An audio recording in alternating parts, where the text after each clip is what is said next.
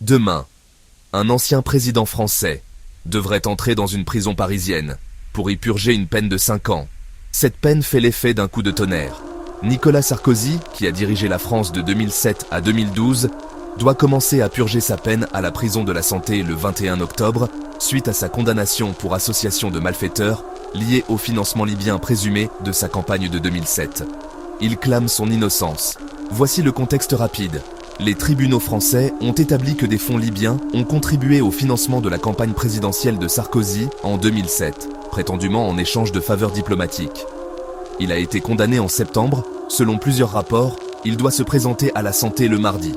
Il devrait être placé en isolement pour des raisons de sécurité, séparé des autres détenus, étroitement surveillé, dans une cellule du quartier d'isolement. Sarkozy lui-même a affiché un air de défi. « Je n'ai pas peur de la prison. Je garderai la tête haute, même devant les portes de la Santé. » Les ondes de choc politique, immédiates. L'essayiste et juriste Rachel Kahn a déclaré à CNews « C'est une honte pour la France. J'ai du mal à saisir ce qui va se passer demain. » Cette réaction traduit un malaise général. C'est sans précédent dans l'histoire récente. Mais la précision est importante.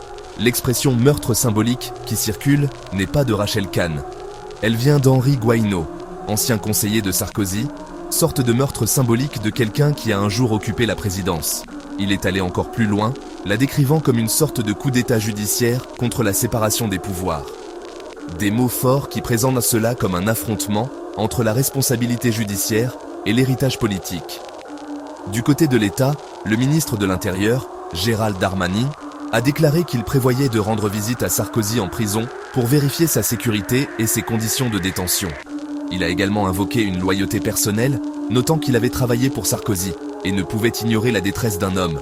Pourquoi est-ce important? Parce que c'est un test de résistance pour les institutions françaises. Un ancien chef d'État tenu responsable signale l'état de droit. Mais l'image, l'isolement, une première historique, risque d'attiser les divisions sur la justice, la politique, la dignité de la présidence. Prenons du recul. Les systèmes de justice dans les démocraties sont conçus pour être aveugles au statut.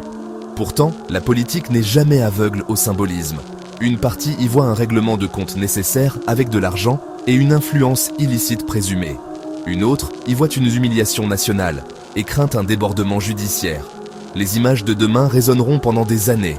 Un convoi, de lourdes portes, une cellule silencieuse. Au-delà du spectacle, le processus judiciaire se poursuit. Appel, arguments, examen minutieux. Pour l'instant, le fait est simple et stupéfiant. Nicolas Sarkozy devrait commencer une peine de 5 ans à la Santé, probablement en isolement, la tête haute, défiant. Et la France, pour le meilleur ou pour le pire, marquera une ligne dans son histoire, entre ce que le pouvoir était et ce que la responsabilité exige désormais. Je vais résumer.